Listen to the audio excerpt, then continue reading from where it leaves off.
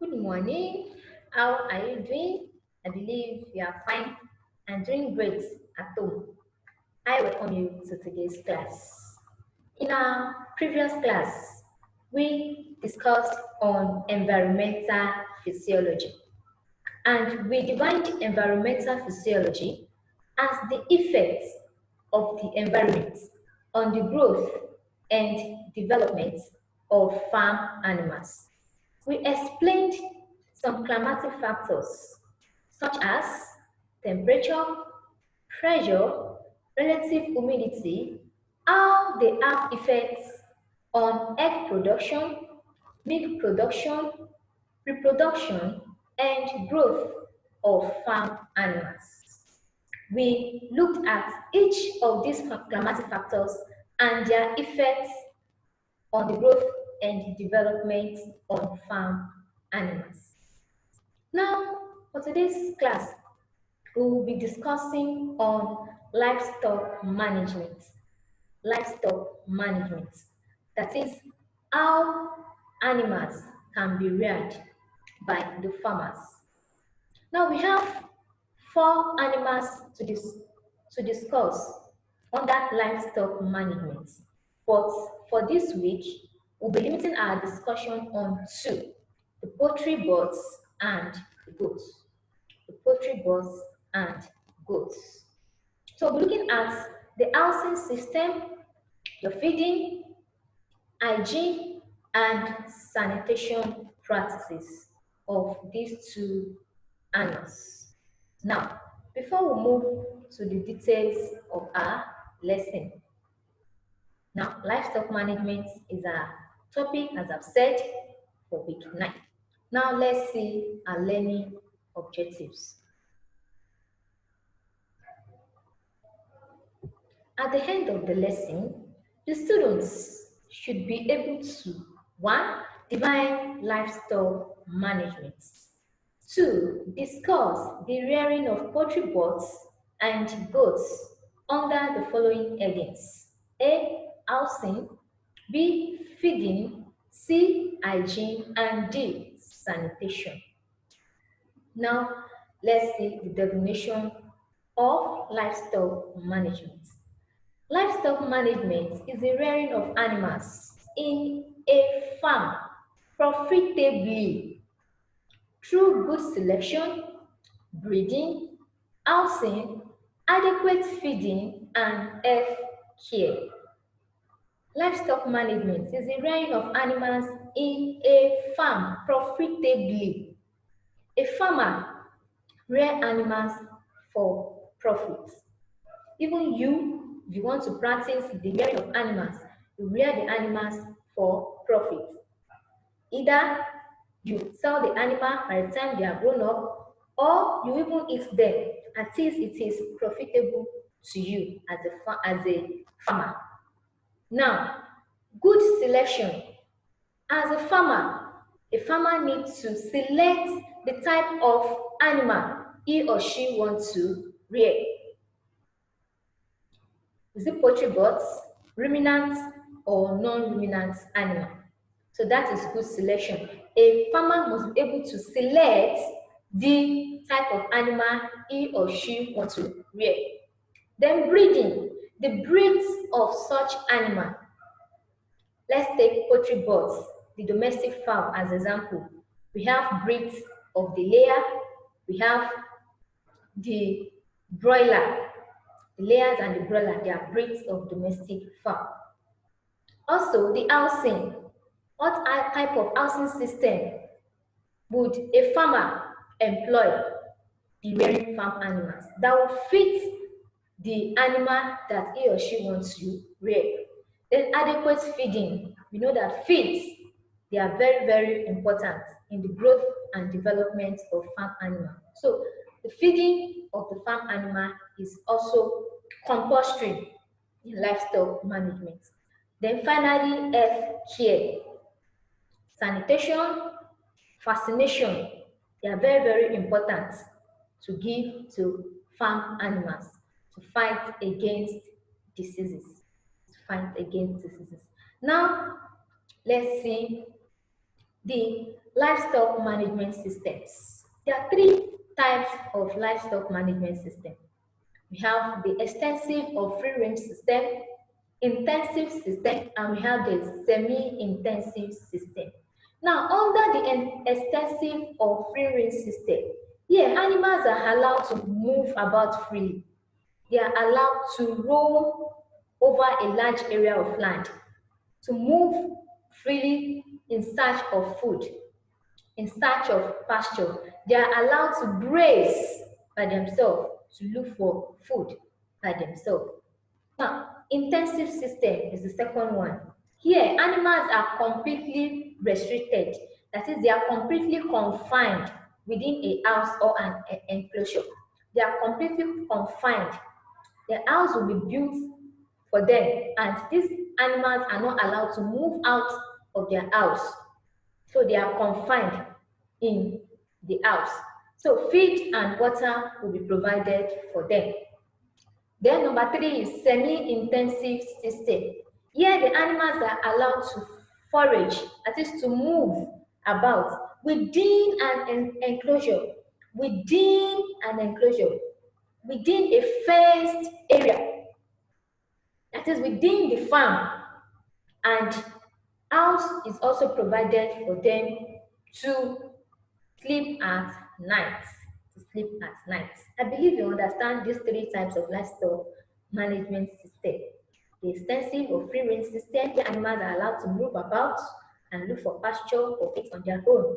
Intensive system, where animals are completely restricted within the house and feed and water could be given to them. And the semi-intensive system, where animals are allowed to just forage within the farm, within an enclosure, and the house will be provided for them to sleep at night.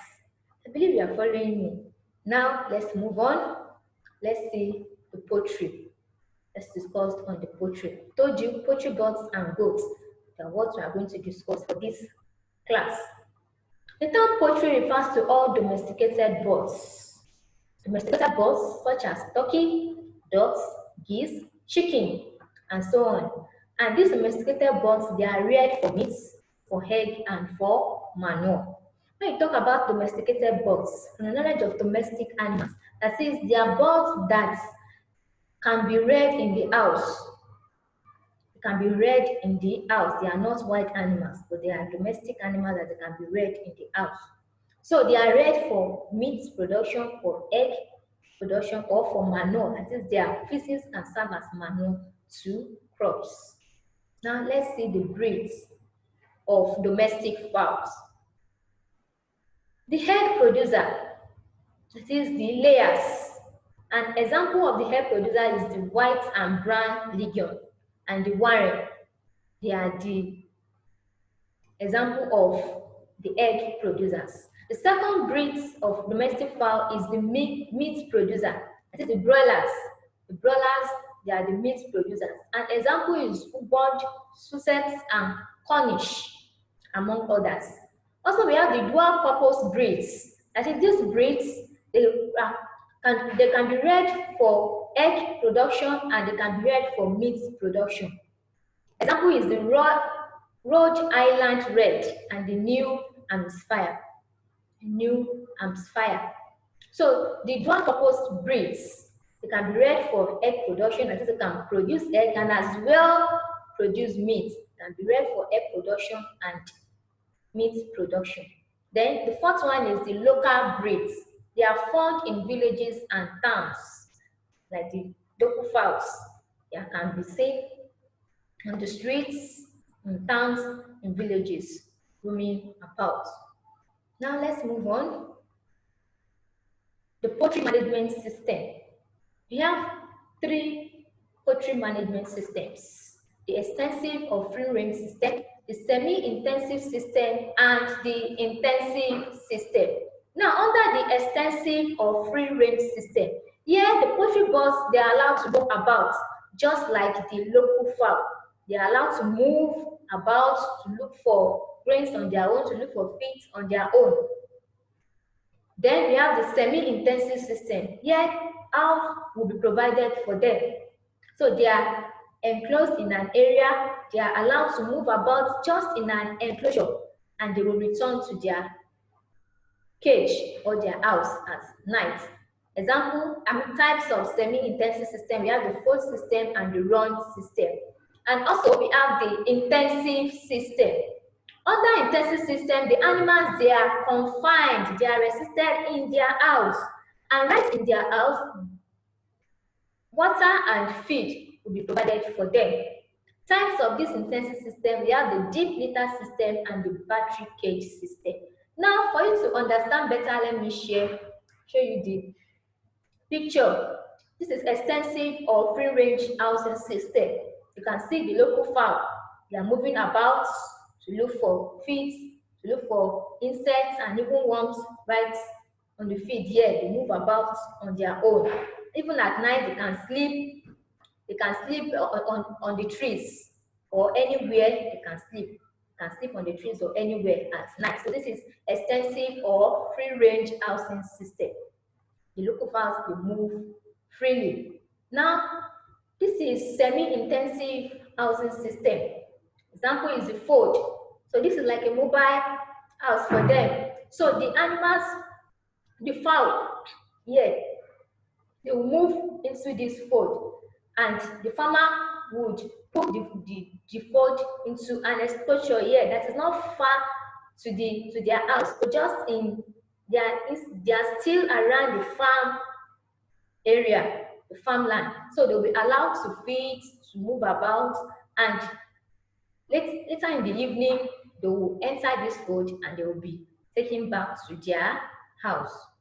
Now, let's move on and see the intensive system. The types under here is this is the deep litter system.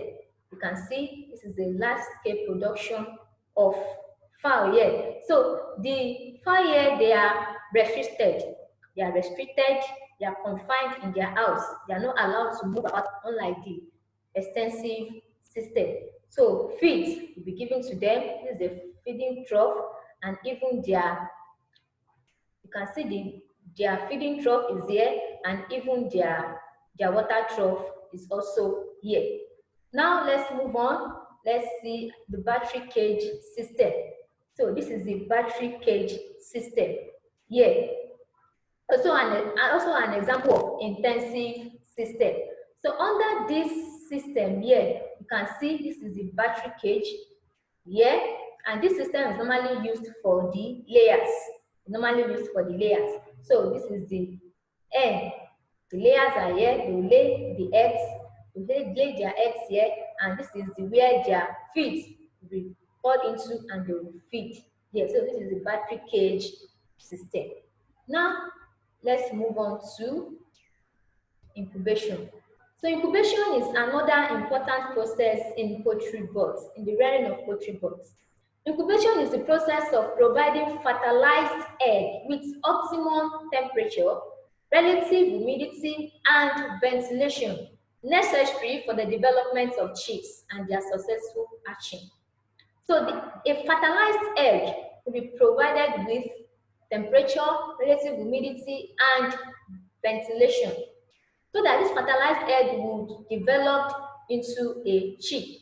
That's it, from the embryo to the chick. So incubation is a process that is very, very vital in poultry birth management. So a fertilized egg would be provided with temperature, relative humidity, and ventilation. So that the fertilized egg will develop into a chick. We have two types of incubation here. We have the natural incubation and the artificial incubation. Under the natural incubation, the egg will sit on an egg by itself. The hen will sit on an egg by itself, and the hen will sit on the egg on the egg for 20 to 21 days. So the hen will provide the egg with temperature, relative humidity, and ventilation. So the hen will also turn the eggs over for even ventilation and temperature. Also, we have the artificial incubation. Under artificial incubation, incubator is employed here. A machine called incubator is employed here. So the fertilized egg will be placed inside the incubator, and the incubator will stop at 37 degrees centigrade to 39 degrees centigrade of temperature, and relative humidity of 50% to 70%, and optimum average of 60% rather of 60% percentage will be supplied to the fertilized egg, so that the fertilized egg will develop into the chick and for successful hatching. Now, this is natural incubation. You can see a local fowl sitting on the eggs. So the local fowl will sit on this on the eggs for 21 days, between 20 to 21 days. And the local fowl will also turn the egg over and over so that the egg will have the even distribution of temperature. Now, under artificial incubation, we have an incubator too. So this is an incubator. So the egg are placed on the tray. So you can see the first layer of the tray is filled up. The egg will be on the first tray here. It's called the first tray here. And temperature, humidity, and air will be supplied to the egg for proper growth and development of the embryo before to be hatched into a chick, or before the eggs will be hatched into chicks. Now let's move on. I believe you understand this. Let's move on to feeding of poultry birds. Poultry birds are fed generally on feed called mash, and these feeds depend on the type and composition of this feed depends on the age and purpose of production. The feed that will be given to poultry birds depend on the age of the birds and the purpose of rearing the birds. Now, the first one is the chicks are fed with chicks mash, and this chicks mash contain 18% of protein for rapid growth. You know they are chicks, so the age is between 1 week to 6 weeks. The chicks must be provided with a mash that contains 18% of protein for rapid growth and development. Number 2, we have the grass mash. The growers are fed with grass mash, and this grass mash must contain 13% of protein. The growers between 7 to 20 weeks must be fed with grass mash that must contain 13% of protein. And we have the layers. The layers are fed with the layers mash, and the layers mash must contain 16% of protein. No layers, they are being ready for egg production. So this percentage of protein will help them for proper growth and egg formation. I believe you are following me and you are enjoying the class. Let's move on. Hygiene. Just as human being needs vaccination and good hygiene for proper growth and development, so also the animals, they need good hygiene for their proper growth and development. So at 1 to 7 days, intraocular vaccine through the eyes must be given to the birds, and this fights against Newcastle disease. At 18 to 20 days, Gumboro vaccine through the drinking water should be given to the birds, and this fights against Gumboro disease. Also, at 3 to 4 weeks, NDV Lasota vaccine through their drinking water too. That is, the vaccine can be put in their drinking water, and this fights against Newcastle disease. At 3 to 4 weeks again, fowl-pox vaccine should be stabbed in the wing web of the poultry birds, and this fights against fowl-pox disease. Also, at 8 weeks, pulmoval vaccine through intramuscular injection. The injection will be given to them through their muzzle, and this fights against Newcastle disease also. Now let's move to sanitation. For proper sanitation, Sick or dead birds must be removed from others.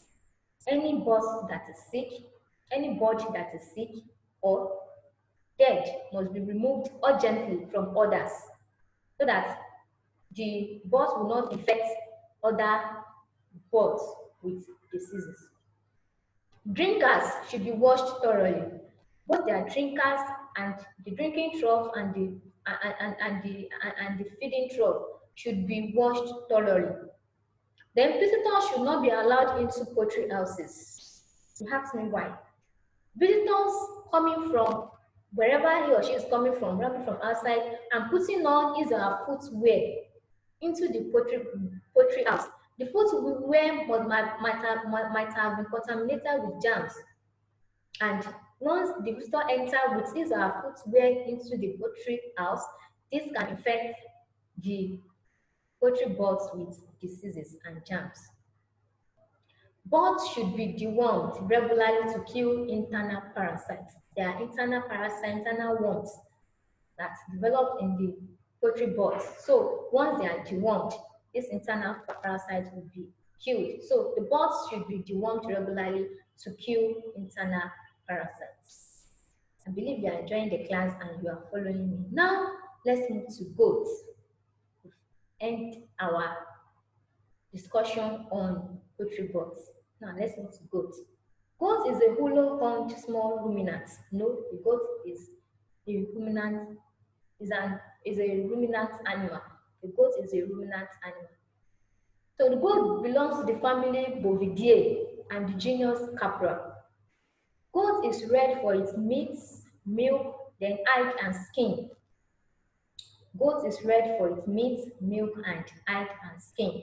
Those are the things we get from benefits we get from goats. But goat is also red in West Africa for various purposes, such as meat, skin, milk production, for income, employment opportunities, educational purposes, and festivals and sacrificial offerings. Goat is red for meat, that is, we take goat meat, beef. Then for skin, that is the hide and skin, can be eaten too. For milk production, goats also produce milk. It's not only cow that produces milk. Goats also produce milk. For income, goats can be sold and this serves as income to the farmer. For employment, a farmer rearing goats can employ people to take care of the farm. So that serves as employment opportunity for these people that are being employed. Educational purposes, for research and teaching, just as we are doing now, as I'm teaching you, it's an educational purpose. So goat is red for educational purposes, for research and teaching. Then for festivals and sacrificial offerings, goat is red for that purpose too. Now let's see the breeds of goats. Breeds of goats. We have the Sokoto red, we have the Borno red, West African long-legged goats, Kano Brown, Nubian, East African small goats, Bantu, we have Alfin, among others, more than this. Now let's move on. The system of rearing goats is just the same as the system of rearing livestock generally. The extensive system where the goats will be allowed to roam about and feed on their own. We have the semi-intensive system where the goats will only be allowed to feed in an enclosed area. And we have the intensive system where the goats will not be allowed to move out of their pen, that is their house, either their pen or their store, that is their house. Here, feeds and water will be provided for them. Now let's move on.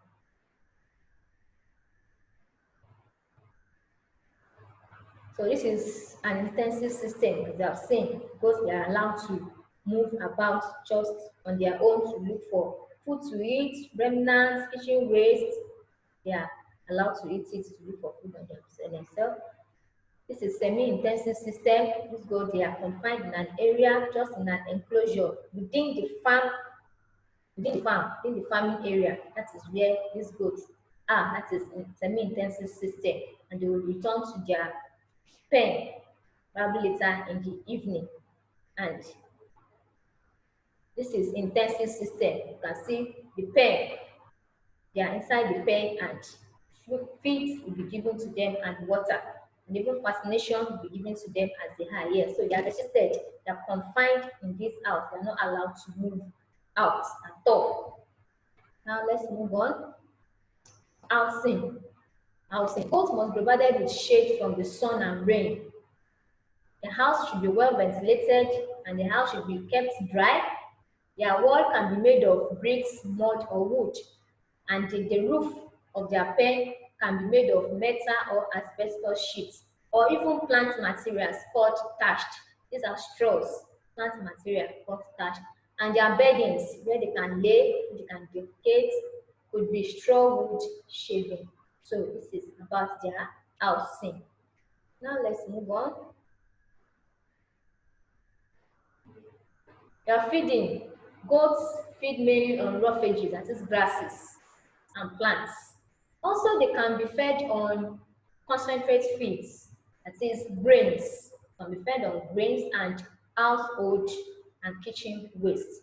Both can be fed with household and kitchen waste, as well as concentrate feeds. But they also feed on grasses, that is the roughages, grasses and plants. Grasses and plants.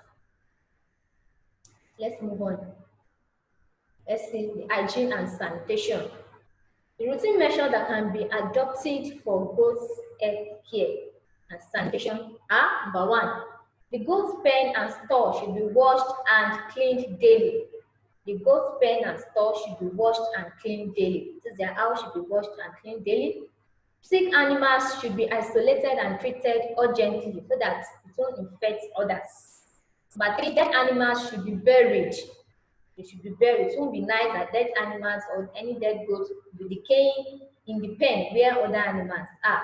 It will be very dangerous to their health. Then number four, goats should be dewormed on regular basis to kill internal parasites. The goats should be dewormed on regular basis. And number five, vaccine should be administered at the appropriate time to prevent the outbreak of diseases. Such as we've seen in case of poultry, there are various vaccines for goats too, as a ruminant animal. So goats should be administered vaccines at appropriate time to prevent the outbreak of diseases. With this, we come to the end of our class. Let's do a quick revision, a quick recap of what we've learned today. Discuss on livestock management, how livestock are being reared, and we limit our discussion on goats and poultry. Like poultry, they are domesticated animals, such as the turkey, the geese, and the chickens. Discuss the livestock management system: extensive, the semi-intensive, and the intensive. The extensive, the animals are allowed to move about freely to look for pasture to eat. And the semi-intensive, they are allowed to roam about within an enclosure. And the intensive, they are restricted. Their movements are restricted just inside their house, and feed and water will be provided for them. Discuss the vaccines that should be given to poultry birds, vaccines against Newcastle disease, Gumboro disease. Then also discuss about goats, the breeds of goats, discuss on the management of goats, the housing management of goats, the intensive, and semi-intensive. And we also discuss the hygiene and sanitation that should be adopted for goats health care too. Their pen should be washed daily, the sick bed should be treated urgently, the dead animals should be buried, the sick animals should be isolated and treated urgently, the dead animals should be buried, then goats should be dewormed on regular basis. Then also vaccines should be administered at the appropriate time to prevent the outbreak of diseases. These are what we've discussed today. I believe you enjoyed the class. Thank you. I believe you enjoyed the class. Now I want you to read more on this topic from the textbook, and The notes have been uploaded on the school website too. You can get relevant information from the notes and even the textbook too, so that you can enhance your understanding of this topic. Thank you. Please read your book. See you next class. Bye.